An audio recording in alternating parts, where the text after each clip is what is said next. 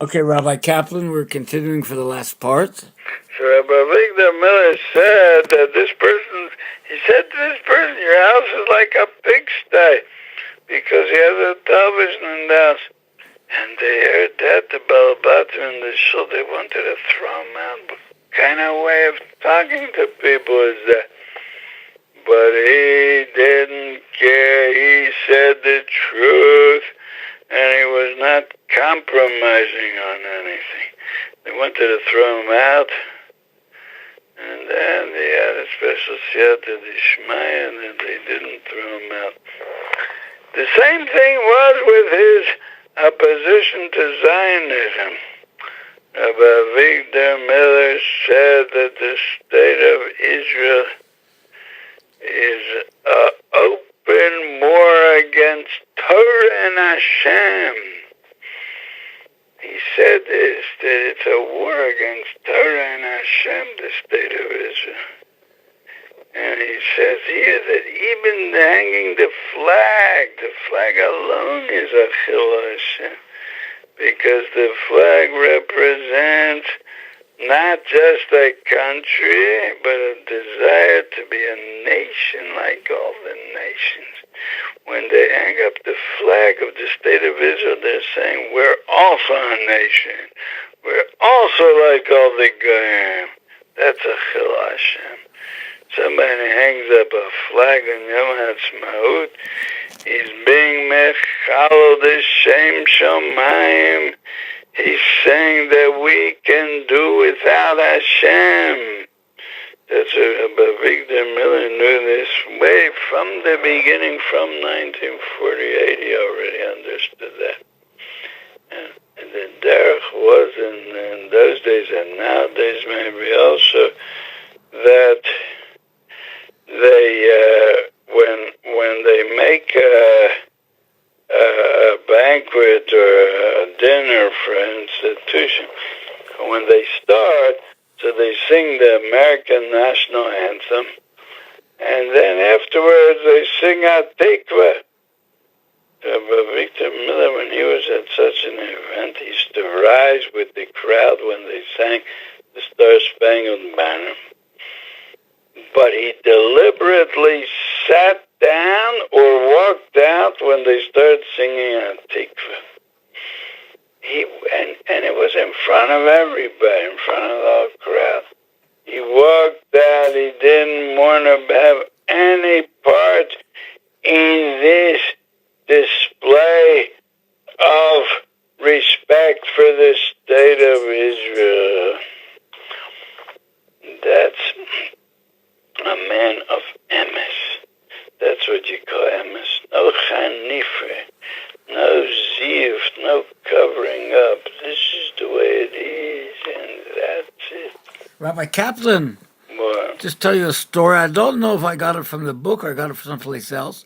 When the Sultan Rebbe first came to America, and your mother would go to the Tish Friday night, the out-of-town girl. Well, you could tell about your mother, Shia That Marie. doesn't mean she went to the It means that she and the Beis Yaakov girls, when the Beis Yaakov of Mrs.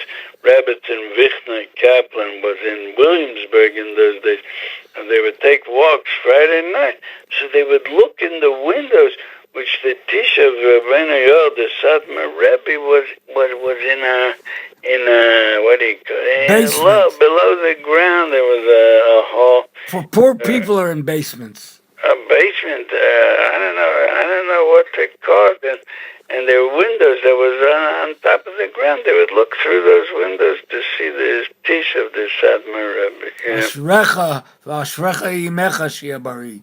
Yeah, so what do you want to say? I want to say that when he first came here in those years, he wanted to write something. He decided we had to protest something, but he didn't know English, and his people knew less than him, or more than him, but they didn't know enough. So he called Rav Avigdor Miller, please come to me, I need your help. And of course, they helped him out to write the letters, whatever he needed. Yeah, very good. So, And of course, I've heard many cassettes. For already 40 years, I've been listening to Rabbi. More than 40 years, maybe 45 years. I remember when I was in Tor Or, a sniff of Tor Or Yeshiva in Mattersdorf, run by Yedidi Rav Herschel Fastig. He opened up this. You Yeah. remember him? So somebody came into my room once in our dormitory there and said, "Listen, I know we don't have a tape recorder here. Maybe it was in 1970, something like this, very early. But this is cassettes, and you have to listen to this. It's already 45. And mamish since then, ani Roselio Davek, the Devaram, and mamish, I can say that he changed my life from the beginning." Very good. So it seems that there's more people who said that also, that he changed their life. And I was saying before, I don't know if I said it or I didn't say it, that even though he said some points that might sound simple, and he said it over and over again, but that's what he held, that's what we need. We have to drill it in. We have to drill in the ascendance of Yiddishkeit. And